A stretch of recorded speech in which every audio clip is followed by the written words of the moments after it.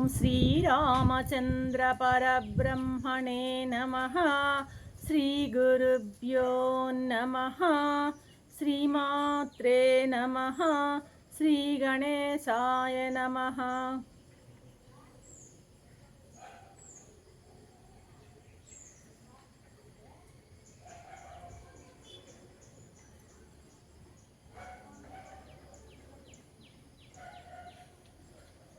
ప్రియ ఆత్మబంధువులారా, యోగ వాసిష్టం స్థితి ప్రకరణము 281వ భాగం. తత్వజ్ఞుడి యొక్క దృష్టి నిన్న చెప్పారు వశిష్ఠ మహర్షి. నేను ఎక్కడ చూసినా కూడాను దశ దిశలా నేను వెతికినా సరే నాకు తత్వజ్ఞుడు అనేవాడు ఎక్కడో అరుదుగా మాత్రమే కనపడుతున్నాడు. మామూలు ప్రజలందరూ కూడాను లౌకికమైనటువంటి దాంట్లోనే మునిగి తేలుతున్నారు, కానీ ఆత్మజ్ఞానం వైపు చూసేవాళ్లే లేరు అని ఆవేదనతో చెప్పారు నిన్న. ఇప్పుడు ఏమంటున్నాడు, అసలు తత్వజ్ఞుడు అనేవాడి యొక్క దృష్టి ఎలా ఉంటుందో వివరిస్తున్నారు ఈ యొక్క ఎపిసోడ్లో. రామా, ఇప్పుడు ఈ మామూలుగా తత్వజ్ఞుడు అంటే ఎవరు అసలు? ఫస్ట్ ఇంద్రియాలను జయించిన వాడు ఎవరైతే సూర్యుడై, ఆయన మాటలు ఇవి, సూర్యుడై ఇంద్రియాలను జయిస్తాడో, ఇంద్రియాలనేటువంటి శత్రువులను జయిస్తాడో, ఎవరైతే నిరంతరం ఆత్మస్థితిలో ఉంటాడో, లౌకికమైనటువంటి నామరూప జగత్తుని ఎవరైతే ఒక పూర్తిగా దాన్ని నెట్టి పారేస్తాడో, అటువంటి మహాత్ముడు ఎవరైతే ఉంటాడో ఆ మహాత్ముడే తత్వజ్ఞుడు. ఆ తత్వజ్ఞుణ్ణి అందరూ కూడా ఉపాసించాలి అంటున్నాడు ఇక్కడ. ఎవరైనా సరే అటువంటి తత్వజ్ఞుణ్ణి అనుసరించాలి. అటువంటి తత్వజ్ఞుడికి అంటే ఆ తత్వజ్ఞంతో విశాలమైనటువంటి చిత్తాన్ని కలిగిన మహానుభావునికి ఈ బ్రహ్మాండం అంతా కూడాను ఎలాగా ఒక బంతిలాగా అంట ఆడుకుంటాడంట. బంతిలాగా మహర్షి చెప్తున్న మాటలు ఇవి, మనం చెప్తున్నాయి కాదు. ఆ తత్వజ్ఞుడు ఈ బ్రహ్మాండాన్నట బంతిలాగా ఆడుకుంటాడట. అతనికి అసలు బ్రహ్మాండం అంతా అతనికి ప్రాప్తించినా దాన్ని కోరడట. అతను నిష్కామం, ఏమీ ఆసక్తి లేకుండా ఉంటాడట.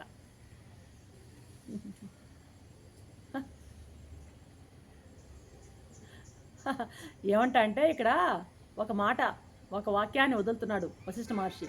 ఏమన్నాడు, రామా, భూమి కోసం లక్షల కొద్దీ జనులు మరణించడానికి కారణమైనటువంటి యుద్ధాలు చేసేటువంటి బుద్ధిహీనుల పనులను ఏం చేయాలంటే ఖండించాలయ్యా, ధిక్కరించాలయ్యా.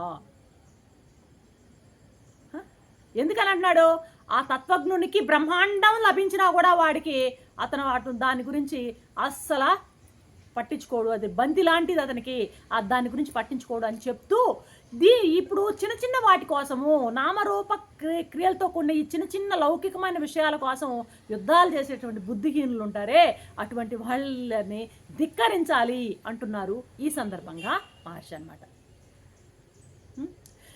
ఇటువంటి తత్వజ్ఞులు ఎలా ఉంటారో, బ్రహ్మ పదవి చేతికిచ్చినా సరే ఏం చేస్తారు, దాన్ని వదిలేస్తారు. ఎందుకని ఆ బ్రహ్మ పదవి కూడా కల్పాంతంలో నశించిపోయేదే. అన్ని బ్రహ్మ పదవి కూడా కల్పాంతంలో నశించిపోయేదే. కాబట్టి బ్రహ్మ పదవిని ఇచ్చినా కూడా వీళ్ళు దాన్ని ఏమాత్రము క్యాటర్ చేయరనమాట. ఇటాటి బ్రహ్మ పదవే కాదు, చిన్న చిన్న ప్రలోభాలకు కూడాను అల్పజ్ఞులైతే కోరుతారు, కానీ జ్ఞానులు ఎట్టి పరిస్థితుల్లో దాని వైపు చూడరు. తత్వజ్ఞుల దృష్టిలో వారికి అసలు కోరదగినదే ఉండదు. వారికి ముల్లోకాలు లభించినా వాళ్ళకి తృణప్రాయంగా చూస్తారు, వాటిని గడ్డిపోచ కింద చూస్తారు, కానీ అవి కావాలని కోరరు అంటూ తత్వం చెప్తున్నారు వశిష్ఠ మహర్షి. రామా, బ్రహ్మాండంగా విస్తరించినటువంటి ఈ చైతన్య మహాసాగరం ఎలా ఉంది తెలుసా? ఇది ఒక పెద్ద మహాసాగరం. ఆలోచించవయ్యా, ఆత్మలోకి తెచ్చుకోవయ్యా, మనసులోకి. ఈ చైతన్యం అంతా ఒక మహాసాగరం లాగా విస్తరించి ఉంది, బ్రహ్మాండమైనటువంటి సాగరంగా విస్తరించిపోయిందయ్యా.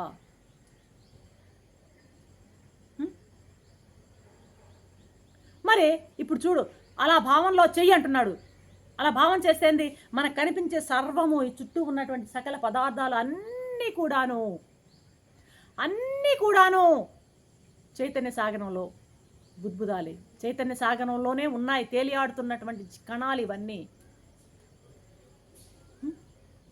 అదైనా ఇదైనా అన్నీ కూడా చైతన్య సాగరంలో తేలియాడుతున్నటువంటి కణాలు.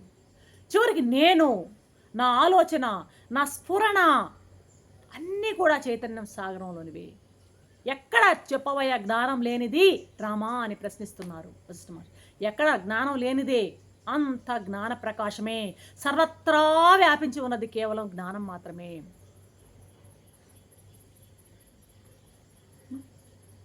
ఆ జ్ఞాన సాగరంలో విశాలమైనటువంటి ఆ క్షీరసాగరంలో పర్వతాలన్నీ కూడా ఎలాగ ఆ పాల సముద్రంలో ఎలాగ అక్కడక్కడ చిన్న చిన్న పర్వతాలు, కొండలు ఎలా కనిపిస్తాయో అలాగ విశాలమైనటువంటి ఈ యొక్క నిర్మల చైతన్య సాగరంలో తేలియాడే నురుగు లాంటివే ఇవన్నీ.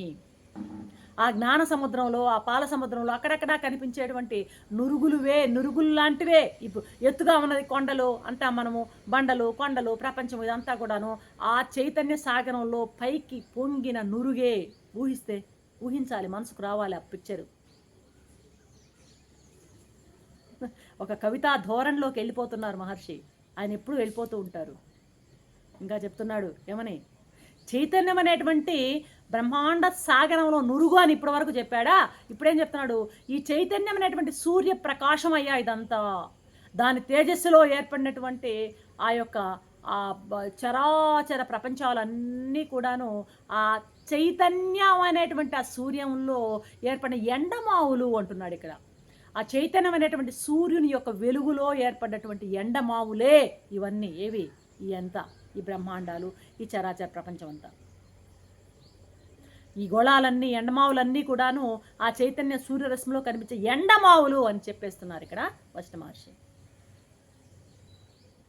ఆత్మతత్వం అనేటువంటి సముద్రంలో ఈ సృష్టులన్నీ కూడాను తేలియాడుతున్నాయి.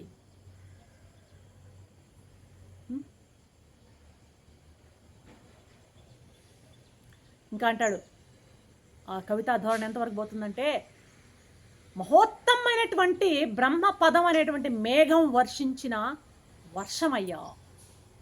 మహోత్తమైనటువంటి ఆ బ్రహ్మపదం అనేటువంటి మేఘం నుంచి వర్షించిన వర్షం అయ్యా ఈ సృష్టి అంతా.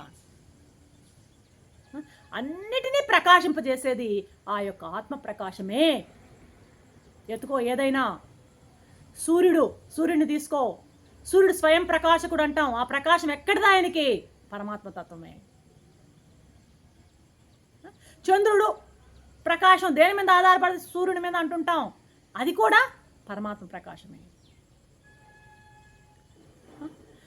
సూర్యుడిలోని ప్రకాశక శక్తి, చంద్రమండలంలోని పోషక శక్తి, అగ్నిలోని దాహక శక్తి, అదేవిధంగా భూమిలో ధారణ శక్తి, అన్ని శక్తులు కూడాను పరమాత్మ శక్తులే.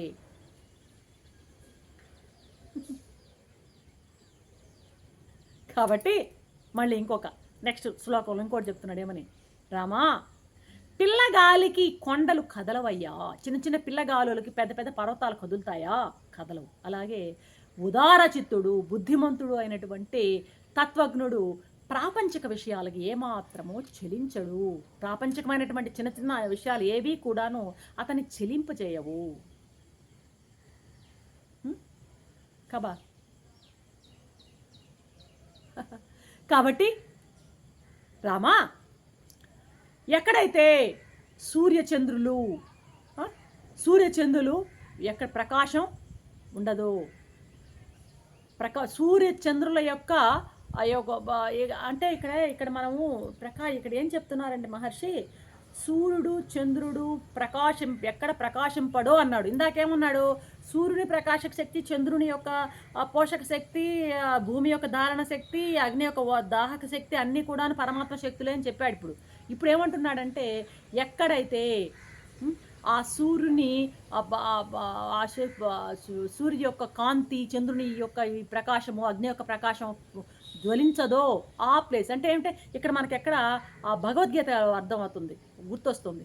న తద్భాసైతే సూర్యో న చంద్రో న పావక యద్గత్వా న నివర్తంతే తద్ధామ పరమం మమ అంటాడు. నా పరంధామాన్ని సూర్యుడు వెలిగింపలేడు, చంద్రుడు ప్రకాశింపజేయలేడు, అదేవిధంగా అగ్ని నన్ను వెలిగించలేదు అని అక్కడ భగవద్గీతలో చెప్పినటువంటి భావాన్ని వశిష్ఠ మహర్షి ఇక్కడ మళ్ళీ చెప్తున్నాడు అన్నమాట.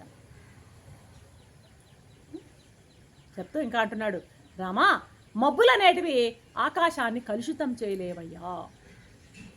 అలాగే జగత్తులో ఏ పదార్థాలు కూడాను దృఢమైనటువంటి వైరాగ్యం ఉన్నటువంటి, భోగకాంక్ష లేనటువంటి, విశాల హృదయం కలిగినటువంటి తత్వజ్ఞుణ్ణి ఏవి కలుషితం చేయలేవు. ఇక్కడ అద్భుతంగా ఒక ఉపమానం, చాలా అద్భుతమైన ఉపమానాన్ని చెప్తున్నాడు. ఏమంటాడంటే, శివయ్య ఉన్నాడు కదా, ఆ శివ పరమాత్మని, శివుణ్ణి గౌరీదేవి లాస్యం, గౌరీదేవి చేసే నాట్యాన్ని లాస్యం అంటారు, శివుడు చేసేటువంటి నాట్యాన్ని తాండవం అంటారు కదా. ఆ గౌరీదేవి చేసేటువంటి లాస్యం ఇచ్చేటువంటి ఆ లాస్యానికి రంజించేటువంటి శివునికి కోతుల యొక్క నృత్యాలు రంజింపజేయగలవా? శివుడు గౌరీదేవి యొక్క లాస్యాన్ చేతనే ఆయన ఆనందపడతాడు, రంజింపబడతాడు. కానీ ఆ కోతులు వచ్చి డ్యాన్స్ వేస్తే ఆయన రంజింపబడతాడా అని ఇక్కడ ప్రశ్నిస్తున్నాడు మనని వశిష్ఠ మహర్షి. ఒక కడవలో పెట్టేసావా పెద్ద రత్నాన్ని, మరి ఆ కడవలో పెట్టుంటే ఆ రత్న ప్రకాశం నీకు కనపడుతుందా? కనపడదు. అలాగే జగత్తుకు సంబంధించినటువంటి ఇవన్నీ కూడాను, సంబంధించినవన్నీ కూడాను ఎటువంటి అవి ఎటువంటి గొప్ప గొప్ప ఆనందాలు అయినప్పటికీ కూడాను తత్వజ్ఞుణ్ణి రంజింపజేయలేవు. అజ్ఞానం దృష్టిలో అవన్నీ కూడాను చాలా గొప్పగా ఉంటాయి, కానీ జ్ఞాని దృష్టిలో మాత్రం అవన్నీ నిరర్ధకాలే. కాబట్టి జ్ఞానుల దృష్టిలో అవి ఎలాగుంటే అలల్లో ప్రసరించేటువంటి చంద్రుడిలాగా అస్థిరాలు, అలలు పైకి లెగుస్తూ ఉంటే అక్కడ పడేటువంటి చంద్రబింబం కూడా పైకి కిందికి అల్లల్లాడుతూ ఉంటుంది కదా, అలాగా ఉంటాయి అజ్ఞాని దృష్టిలో. కాబట్టి రామా, ఇంకొక ఉదాహరణ చెప్తున్నాను నేను. ఒక పాలున్నాయి, ఒట్టి నీళ్ళ పాలున్నాయి, నీళ్ళ పాలు హంస ముందు పెడితే ఒట్టి నీళ్ళే, పాలు లేవు దాంట్లో. ఆ హంస, రాజహంస దాని మీద ప్రీతి చూపుతుందా? అలాగే తత్వజ్ఞుడు కూడా మిథ్యారూపాలు, తుచ్ఛాలు అయినటువంటి విషయభోగాలు, లౌకికమైనటువంటి ప్రాపంచిక విషయభోగాల పట్ల ఏమాత్రము రక్తుడు కాడయ్యా అంటూ ముగిస్తున్నారు వశిష్ఠ మహర్షి. రేపటి ఎపిసోడ్లో మరొక అంశంతో మేము ముందుంటాను. అంతవరకు సెలవు. సర్వం శ్రీరామచంద్ర పరిణామం.